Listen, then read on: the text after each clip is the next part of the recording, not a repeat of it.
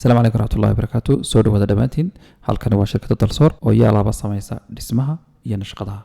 Haddaba dhisaynkan aan u sameynay mid kamid ah macaamiishayada runtii oo aan aad iyo aad uga baaran degnay waa dhisme kooban, waa nus boos ama nus balood, wuxuu ka kooban yahay 9 mitir oo wajahada iyo 24 dambe.